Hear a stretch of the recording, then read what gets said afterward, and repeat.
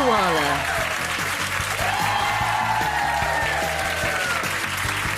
Frankie Bridge.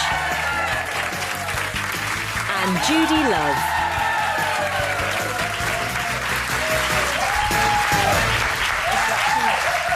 Welcome to your Thursday Loose Women. We've got lots coming up over the next hour. Is it selfish to have kids in your 40s?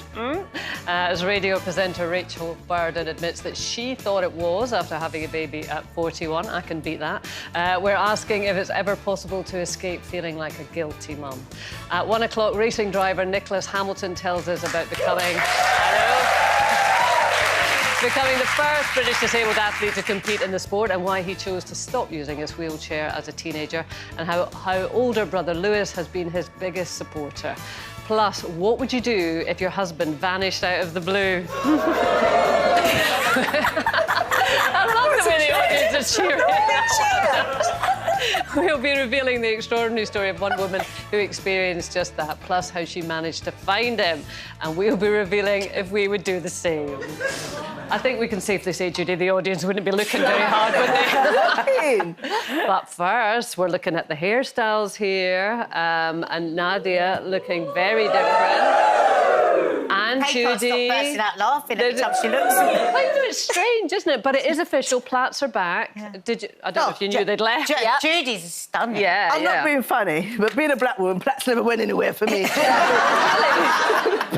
We plait our hair all the time. Night time is when you see our hair plait, when we're going to bed. Is it? That was a bit, yeah. All right. Well, because this is Hollywood star Zendaya. She's been spotted. Have you seen this? Oh, Sleek braids. yeah. Rosamund Pike as well debuted a It's plaited true. You haven't ponytail. seen those sorts of plaits for a long time, actually, down the back like that. Yeah, red carpet, Well, yeah. though you love them, don't you? You've always had a thing about that. What? Well, sort of swingy plaits. Oh, no, swingy ponytail. Yes. I always wanted to be the girl that had the bouncy, swingy ponytail. The other day we were in the car and there was a girl going past and I said to the girls, oh, my God, look at that girl, look at that girl. This is why I never got to with Daddy on the first day I met him, because I was convinced that was the sort of girl he would like. My kids were like, are you all right, Mum? What was the girl? And it was that swingy ponytail, that kind of ponytail that when you walk along, it goes ga-ding, ga-ding, ga-ding, ga-ding. It's a very certain But kind you've got of fabulous curls that go ga-dong, ga-dong, But I ga-dong. really wanted that swinging ponytail. And I was like, how do they make it swing like that? And the girls were like, oh, you have to do a special walk, apparently. You do a special bounce. God, that's a lot of effort, isn't it? Yeah. Oh, but it's very attractive. I think it just... Very. Surely it just... I mean, look at me, I wouldn't have a clue, but surely it just naturally swishes. No, you have to do a bounce. I've had a swinging ponytail. I bought it offline, but anyway. Did you get a lot of attention? I always do so. So did you get, like, when you were wee, did you get your plaits done all the time? Yeah, when I was young, I always had, like, plaits. I'd have cane rows. These are cane rows, or, like, you know, it depends on what kind of hairstyle. Even when I have a weave, there's plaits and cane rows underneath that is sewed into it. When you have natural afro hair at night time, if you're, you know, you've got a routine, because there is some nights you just go to bed, you can't be bothered.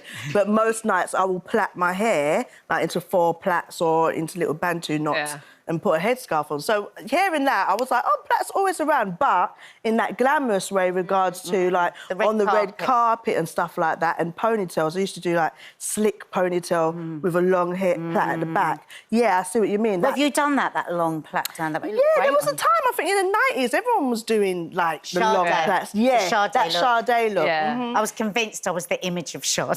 Because I used to put a load of grease on my hair and grease, so I loved that look. You just live in a world of your own. I love your hair. I know. I can't get used to it. I mean, it is nice, but I must admit, I'm taking a bit to get used to it. I want to look at her through a castle, like she's at the top of a Rapunzel castle. or something like that. Did you see that lovely video of Marvin Humes doing his little girl's hair? It was so nice. He was just so sort of intent. Look at him. Look at him. Why are women a sucker for that? I don't know why. It's weird, because, like, obviously he needs to be able to do it. Like, I have 2 boys with long hair, and they have to wear their hair up for school. And there is something about watching Wayne do their hair that I love. I don't know why. I think because it's really gentle and it's like, and a caring, like, I don't know, it's a role I suppose we just assume they aren't able to do. But actually, he does their hair up better than I do. I think because I've mainly always had short hair. Yeah. I'm also a bit more like, oh, come on, just get on with it, stop moaning about it. And he is a bit more gentle with it. My kids used to go, Mummy, are you going to be here in the morning before we go to school? Okay, why? Oh, it's just because my daddy going to do our hair. It's just because he gets really frightened and he sweats. So the difference, my dad doing like my hair when I was a kid, so very Scottish. So he had a comb. He always had a comb on, my dad, Aww. and he would do it. He'd love your hair. He'd take the comb. He'd go like that. He'd do that. Put a bit of that on it. And that would be just like fantastic. I think I might have seen you in a photograph looking like that. There's quite a few photographs. No, losing someone is always difficult, but a Swedish tech company is hoping to help. They've released a new app that would allow you to save the last voicemail or note that you received from your loved one forever. I don't know how I feel about this, to be perfectly honest. I mean, I have got stuff on my phone of my mum and dad, and I know it's there, but I'm fine with it being there, but I don't necessarily want to go and watch it. And as we've said before, it's so different for everyone, isn't it? I mean, how are you with that, Judy? I mean, I think it is each to their own, you know what I mean? Depending on what place you are in your grief and your loss. I've realised that literally yesterday, I was talking to someone, I've got some films that I need to get developed, and they're, like, literally 15 years old. And they were like, why have you not had them done? I was like, oh, I've been busy. And I realised the reason why I haven't had it done is because there's pictures on there of my mum. And I think there was a part of me throughout these years that didn't want to do it. So I don't mind the pictures that I have already. Not sure about the voice, that just evokes something different in you. So I think it's each to their own, but it's such a personal thing. Like, even smells. Like, for example, after my mum passed away, she used to use coconut butter, and I'd say for 2 years, I couldn't use it. I could not use it because I couldn't take the smell. Now I'm like, oh, I want to smell it all the time. I'm great because I know, you know, she's still here. But I think it really depends on where you are in the place of loss and grief. You move through the stages, though, I think, don't you, and differently. I mean, do you think, Nadia, Frankie, is it something that you would like? I don't know. I think it's nice to have it there.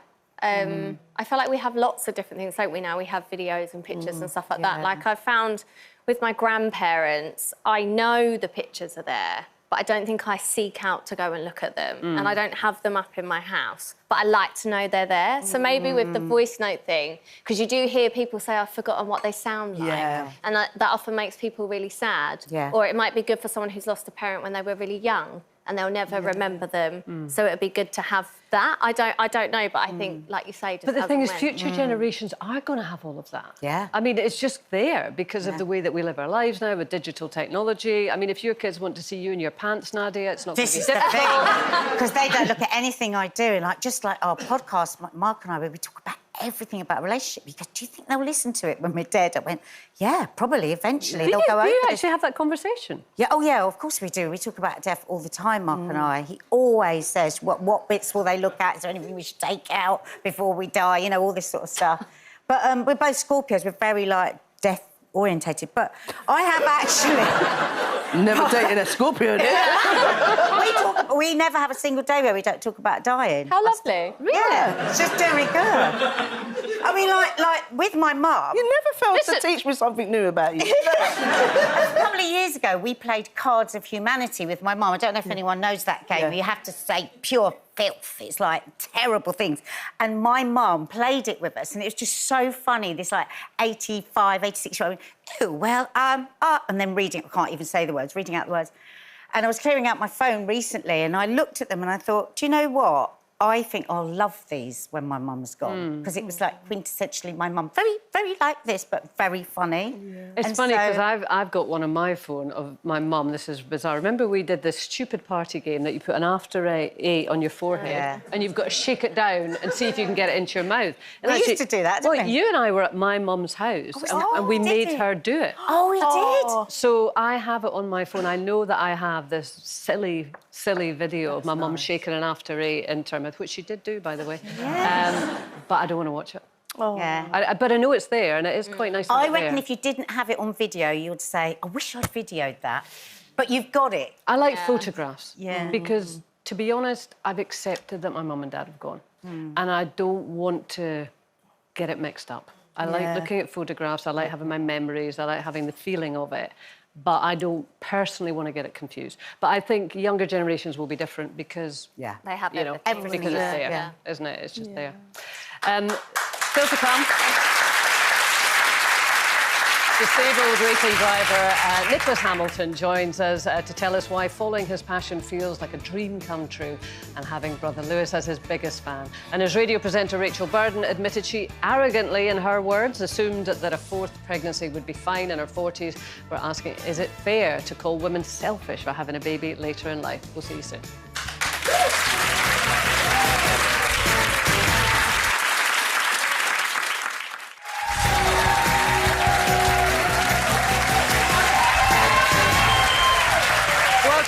Still to come, it is the story that shocked us and the internet this morning as one woman admitted her husband had vanished out of the blue and the lengths that she has gone to find him. But who would you turn to if the same happened to you? Plus, Nicholas Hamilton is here telling us how he defied doctors who told him that he'd never walk to become a professional racing driver. But first, it is competition time, and here is your chance to win a prize worth more than £115,000. One lucky winner will bag a brand new camper van and £30,000. Here's Lisa Snowdon with all the details. I've come to Dorset to tell you about an amazing prize worth over £115,000, and it all starts with this. It's a T32 Highline VW camper van in Fontana Red. It sleeps 4 and comes with a hob, sink and even a fridge. And it's worth over £87,000. And whilst you're travelling around with your brand new camper van, you're going to need a little bit of spending money. That's why we've included a delicious £30,000. That's right, as if the camper van isn't enough, we're also putting all that money in your bank account. So that's a camper van worth over £87,000 and £30,000 in cash. So if you want to be in with a chance of winning this amazing prize, pick up your phone, grab your laptop or a pen and get entering now. Good luck. Text prize to 81119. Text costs £2 plus one standard network rate message. Go to the website, entries cost £2. Call 09068 781119. Calls cost £2 plus your network access charge. Or post your name and phone number to DY15, PO Box 7558, Derby, DE10NQ. Entrance must be 18 or over. Lines close on Friday the 3rd of May at 3 p.m. Good luck. Now, radio presenter Rachel Burden has revealed that, in her opinion, having her 4th child, aged 41, was a really selfish thing to do. Well, Nadia, you and I are on sticky ground here, aren't we? Because you were 43, I was 42, right? Absolutely. We made our second. Well, not our second one. But I do find it funny that this word selfish is thrown at women whatever we do, isn't it? Well, the interesting thing is Rachel threw it at herself. Yeah, but I think we've been conditioned to. Yeah. I just don't believe in it. I mean, why is selfish always a negative thing? Why can't you do something for oneself? How many people have a baby purely for altruistic reasons to put a human being into the world to support the world? We don't. We have babies because ourselves want to have a baby. So the whole thing is just ludicrous to me. Well, I suppose I think her 4th pregnancy, by all accounts, was really quite problematic, and her baby was born premature, so it was a difficult experience compared to her first 3. So I think she's reflecting on that and thinking, oh, maybe she kind of breezed into it. Well, she used the word with a bit of arrogance. So she is kind of beating herself up a little bit. Yeah, because society tells you to beat yourself up all the time. Yeah, and I mean, I had a different experience. I mean, I had the easiest pregnancies with my 2, which I suppose was just fortune, wasn't it? But it is interesting the way women kind of look at themselves. Maybe it's not just a female thing, but kind of accuse themselves of things that actually, like you say, Nadia, she just wanted to have a baby. You could have problems and complications at any age, couldn't you? If you can look after your child and you can feed it and you can love it, that's for me is enough. Would you? I mean, like, you two are still in the race here. would your age come into consideration? Me? Yes, I mean, Judy. I'm good. I've got 2 at the moment, 18 and 14. I mean, I'm actually fine. If I had a partner and there was like a reason that he really wanted a child, like maybe he had no children or we're at a different stage of life and we're really comfortable, and because at this age you've probably got a bit more time or you know yourself a bit more, then I would think about it. But I'd be like, boo-boo, you got to get this body ready for the next 6 months. I would do all... If I really was, I'd have to do all I can to make sure I'm at the best health. You know, everything's... So I don't ever want to have a child again and be like, oh, my God, I've got to do the loft, I've got to do this, we've got enough, how much we've got for the buggy? Like, I want it to just be all nice, so... Would you not worry about the age gap, then? Because you've got, like, 14 and 18. No, that's why you have them early and then you have one late and they can help you.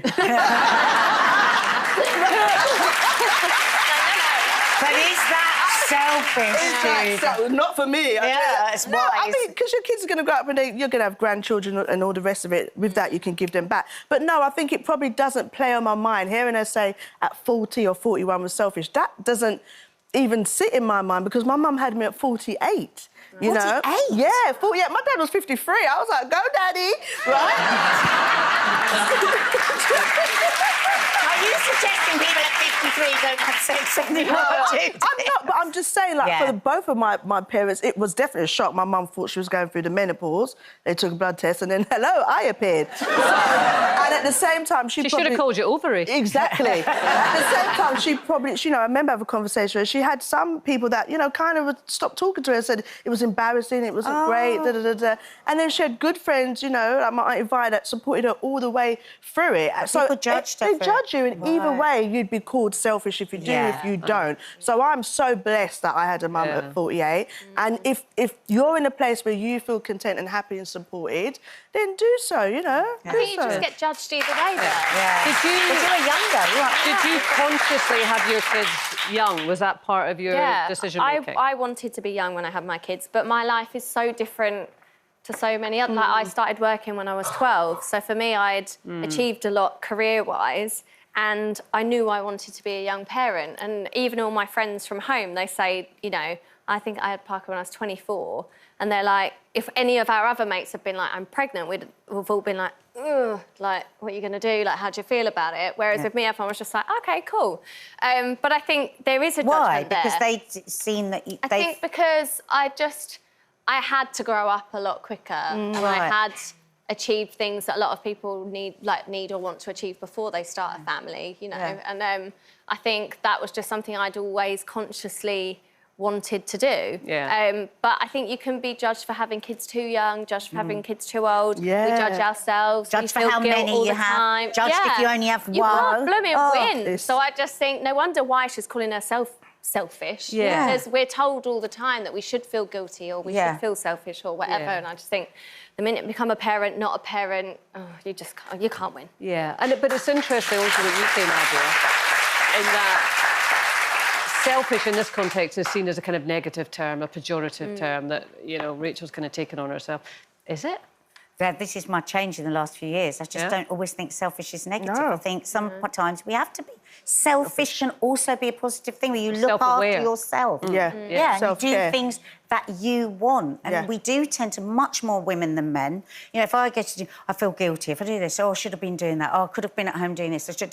And actually, that's not healthy for your children to see or for yourself. You should looking after yourself. Your needs, your desires, your wishes is a good thing. That plat's done you the world of good. It really has. Marie Antoinette. Tomorrow she's going to have 2 plats. She's going to be uncontrollable. Still to come, Nicholas Hamilton is here in just a moment. And after one woman went to extreme lengths to find her estranged husband, we're asking if you would go public with your private problems. Plus, are you the one following directions or do you take a back seat? As Race Across the World returns with more hapless hopefuls following a map with no phones or electronic GPS, we're revealing our navigation nightmares at 1:20.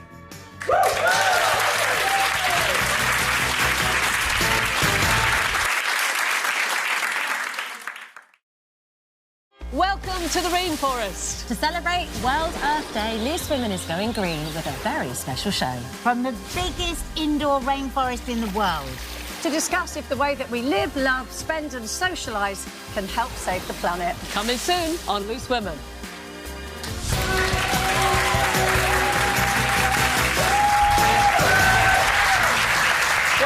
to your Thursday Loose Women Live, keeping you company for the next half hour. It's Frankie Bridge, Judy Love, Nadia Sawalha and me, Kaye Adams. Still to come, after one woman asked for help to find her missing husband, we're asking if revealing your relationship problems could actually do more harm than good. And from lost husbands to just, well, be lost, frankly. How good are you at navigating a new place? We'll be revealing who's a dab hand with directions and who's better left in the passenger seat at 1:20.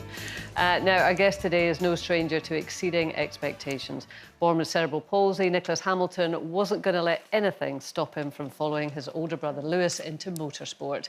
And in 2015, he became the first disabled driver to compete in the British Touring Car Championship. Please welcome Nicholas Hamilton.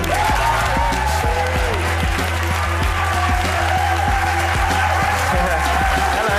How are you? Lovely to meet you.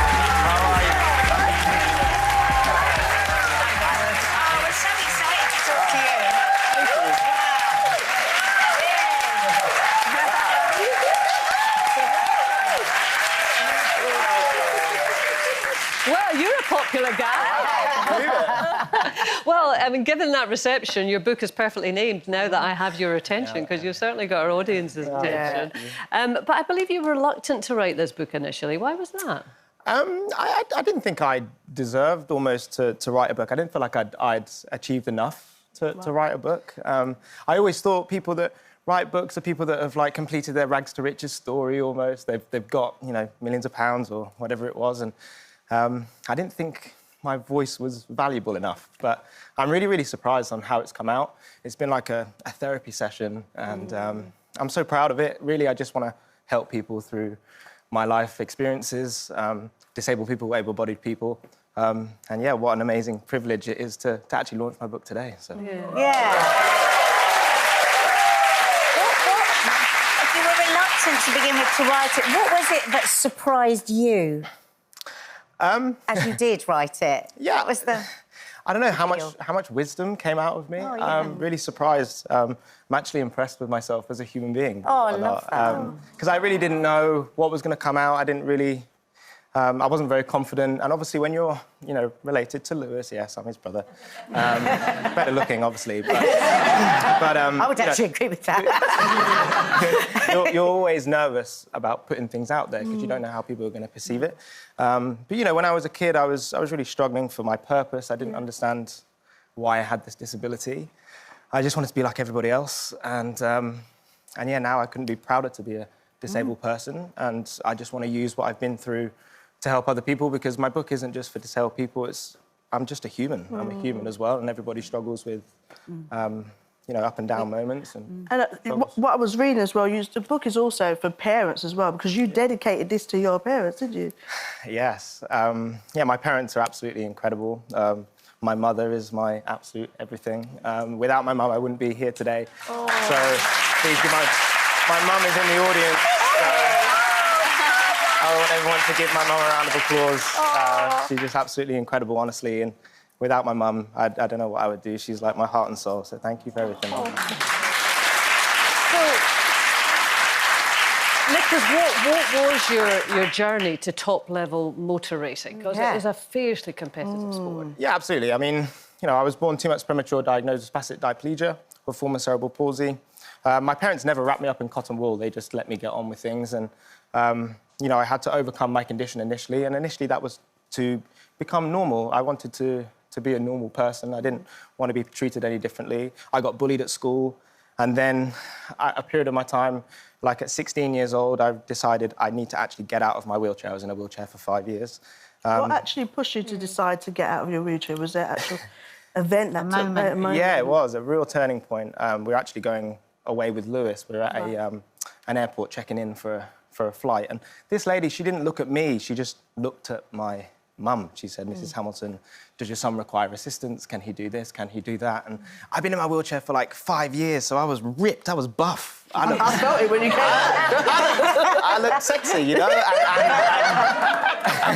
You know, and this able-bodied lady didn't see me and didn't speak to me. And, you know, I can definitely answer my own questions. And I didn't take it out on her. I was upset with myself. I thought I became lazy, and I have the ability to actually walk if I physically try. Right.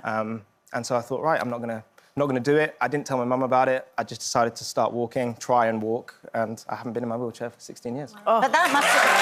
Wow. So that's an enormous thing. That would take a huge amount of grit and, like, determination to go from the wheelchair to walking. What was that? How did you do that? It was because, you know, my life in a wheelchair was going to look bleak, and, you know, I wanted to have a girlfriend. I wanted to have relationships. I wanted my mates to think I was cool, because disability, I was taught at school, is not cool. And because it was getting more difficult and difficult every day, I just struggled with my purpose. So I decided to start walking. It was hard because my legs were like mush when I first started walking again. I couldn't walk to the toilet and back without being tired, you know. But then I got out of my wheelchair, I was strong, and then I got my opportunity to potentially race a car. And then I had to train like an able-bodied person to race against able-bodied people, because I'm basically like a Paralympian in the Olympics. Yeah. Wow. But am I right in thinking for motor racing, you need incredible strength? You know, because to just handle that car going at those speeds, I mean, it is really demanding, isn't it? Yeah, absolutely. Everything is like braking. Braking is everything. For safety, but also for time, lap time. And braking in a race car is like doing an emergency stop in your road car, and you've got to push like 70 kilos worth of pressure. So when I first started training, I could only push 10 kilos with both of my legs, and I needed to get to 100 at least with my left leg. So I just tried and pushed so much.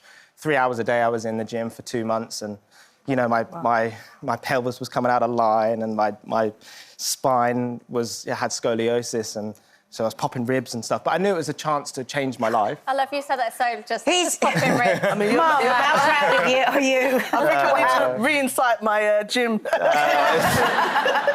No But I excuses. suppose you had like an end goal in sight, didn't you? You knew what you wanted. Yeah, my end goal was to race cars, Yeah. because I always wanted to race cars, and I got to a point I could push 130 kilos with my left leg, and I was then strong enough to race, and that's all I wanted to do, because I was brought up around motorsport. But you did say earlier, Lewis is my brother.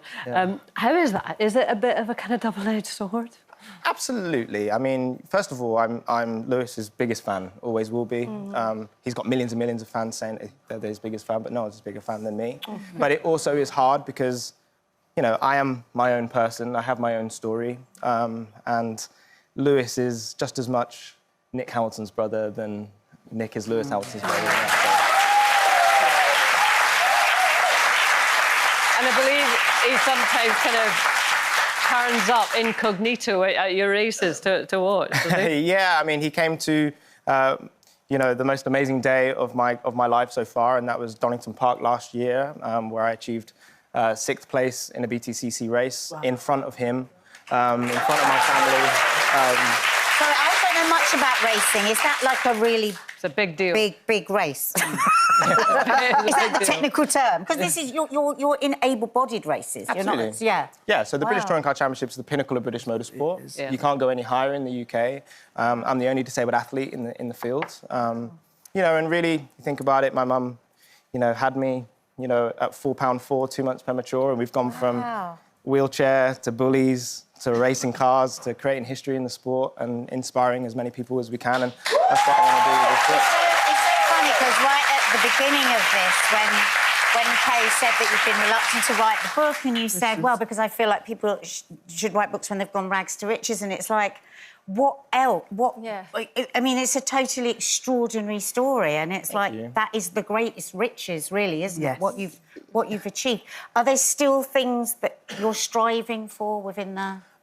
Well, look, I struggled for purpose when I was a kid, didn't understand why I was the way I was, and I've now realised through a lot of therapy, I'm in therapy and I'm not in shame or have any shame about that. I realised I'm not here for me, I'm here for other people, to inspire people through my voice. So I do a lot of public speaking to, you know, multinational companies, trying to spread my voice. Everybody has a powerful voice. But when I was a kid, I didn't think anybody gave me their attention. Everybody just looked past me. But now I have your attention, which is why the book is called that. You know, I want to inspire people with my journey, but my journey is not any special to anybody else. It's just what worked for me, and hopefully it inspires both disabled people and able-bodied people at the same time. Well, Nicholas, it has been an absolute pleasure to have you here. And as you say, thank you so much. This is the book. Now I have your attention, and you most certainly do. Thank you so much for doing I it. Nicholas Hammond. Thank you. I appreciate you. Thank you.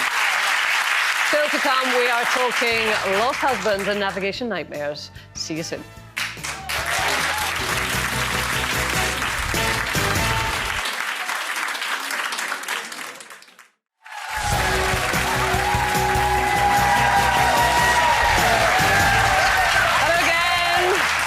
Talking about Nicholas Hamilton. We are. I know. Tremendous story. Still to come. Race Across the World returned to our screens last night, and as new hopefuls try to navigate busy Japan, no phones, only a trusty paper map for guidance. Remember those? We are discussing our own navigation skills, or lack of them. But first, what would you do if you lost your husband? Now, stay with me on this. So it's earlier this week, this was an American woman. She took to Facebook to ask if anyone had seen her husband, who had disappeared from the family home over a year ago. Wow. Yeah. So it took the good old internet less than a day to find him. He had been living in the neighbouring state, just a few hours away. Then the woman says she bears him no ill will, but she just wanted to get in touch to send him the divorce papers. Would we amazing that in 24 hours he was found? Yep. That's amazing. That's a real... Yeah, that's like the sisterhood put it together. Did you not have a similar story to that? Not you, but somebody I did you knew. lose Wayne. No, so I did a dating podcast and these two girls came on and they were now best friends, and the way that they met was because there's this like whole Facebook page where you can put on if you're concerned as to whether your partner is dating someone else at the same time and see if like anyone has had any like dealings with them, and they had both put this same guy on, and it turned out they were both dating him at the same time, and then they became friends through it. And because we were talking about it, a friend of mine then was like, oh, this guy I dated a few years ago, I always thought he was up to no good. Can you search for him? So we searched for him and he was on there at the time that she was dating him. So it does kind of work in a really horrible way. I mean, I think that thing's worded really weirdly when you say, like, lost her husband. She didn't lose him, did she? It makes it sound like she lost him in a shop. But she didn't know where he was. She couldn't find him. I don't know where my husband is. I'm still trying to find him. Wow. Yeah, I mean, it worked. She found him within 24 hours. My friend found out stuff about her partner. I just wonder sometimes, like, how far it goes. Well, I mean, it is the power of the internet, isn't it? It happens so quickly. But there's so many different ways. Have you heard of this phenomenon? I think it's social snitches that you call it. So, and, well, there was one particular one, and this went viral, which is, of course, what everyone wants to do these days. A woman who had been sitting on a plane next to this guy who'd introduced himself. And anyway, she decided that, well, she knew he was married and he was logging onto a dating app. And she clearly felt he was out of line. So she puts out a post naming him, giving a description of him, and basically sort of putting it out there to his wife, effectively, to say, do you know what your husband is up to? And this has become a bit of a thing, social snitches. The sisterhood, as you call it, Nadia. Is that sisterhood or is that just mischief-making? I think it could be done for so many different reasons, because it could be drama queens that want to be in the centre of drama. It could be somebody... You know how, like, probably all had girlfriends like that just haven't got over a breakup that they've had, so they get a bit too involved in other and suspect every single person that the rest of the friendship group see. So I think there could be that, could be out some pain, could be people that just want to get internet famous. But I think in all circumstances like that, I think it's dangerous because you never know what agreement a couple might have. You know, you might have somebody that's actually has, you know, they've decided between them that actually it's okay when he's way on business. To have a bit of... Or bring her back. Bring her back. Yeah. And they don't want their marriage to break up, and they're invested in their relationship still. Maybe their sex life has gone off. And now they've had to admit that to everyone around and then them. It has to... And then it can shatter lives, that kind of reveal. I think people have a right to be in denial as well. Some people even know that there's something going on but choose to not know because they don't want to break up. I just think it can get messy, don't you? Very messy. It makes me think, what is going on in your life or what is not going in your life? What are you lacking that you need to be in a people business so much? Yeah. Like, leave big people business alone. Do you understand what I'm saying? Like, I think to myself, like you said, it could cause so much damage. Yeah. The name, the flight, there's so much things that could happen in that moment.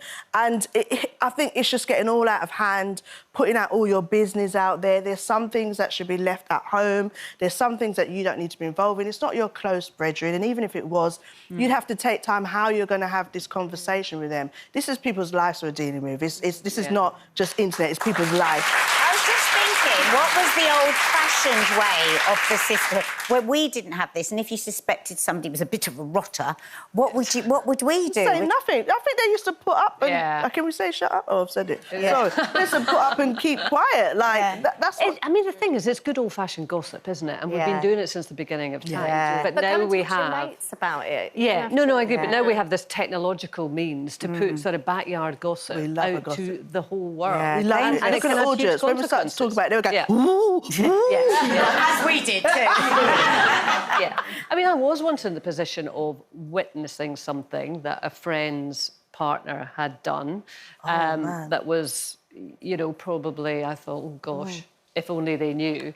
And I did have a big dilemma. Do I say anything, you know? And I didn't. And I'm really glad I didn't, because, you know what, it's their relationship, it was their partnership, and, you know... And they're still together, aren't they? Yeah. Happy. Look, absolutely. You can find out in so many ways. When I was growing up, it was always at the funerals that we'd find out that Uncle was doing something. Because the new child would turn up at the funeral. Who are you, a cousin? No, I'm his child. Like, that was always the drama. I couldn't wait to turn up and find out what was going to go on. Now, all the eyes at the front, we see him, you know, him look like him. Oh, God. It's competition time now. Here's another chance to win a prize worth over £115,000. Lisa Snowden has all the details. Now, spring is officially here. How about getting out there and enjoying that sun? And if you want to do it in style, how about a brand new VW camper van? It's a T32 Highline VW camper van in Fontana Red. It sleeps 4 and comes with a hob, sink and even a fridge. And it's worth over £87,000. So that's all of the trips sorted for this year. But how about a little bit of spending money to do some shopping? £30,000 sound good? Thought so. That's right, as if the camper van isn't enough, we're also putting all that money in your bank account. So if you want to head into summer knowing that you have a prize worth over £115,000, here's all the details you need. Get entering now. Good luck. Text prize to 81119. Text costs £2 plus 1 standard network rate message. Go to the website, entries cost £2. Call 09068 781119. Calls cost £2 plus your network access charge. Or post your name and phone number to DY15, PO Box 7558, Derby, DE10NQ. Entrance must be 18 or over. Lines close on Friday the 3rd of May at 3 p.m. Good luck.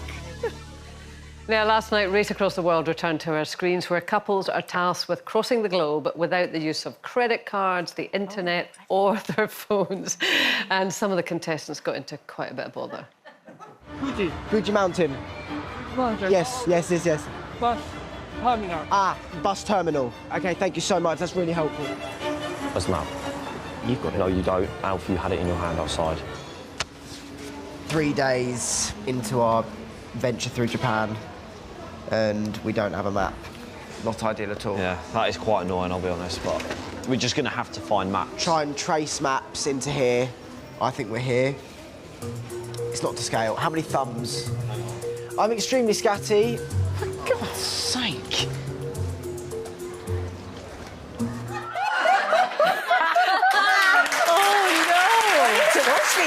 I know it is. It's a brilliant show. I've never seen it. You couldn't make it out the cafe if I lived in Japan. Having said that, I don't think I'd be very good at it either. Is that your kind of thing, Judy? No, you know what?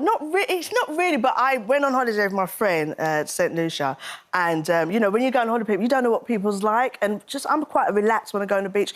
We went... Never need a map, then? Never need a map, just a driver, yeah. And we turned up, and my friend was ready to write an itinerary. She was like, OK, we're going to do this, we're going hiking. I was like, huh? Oh, no. Hiking?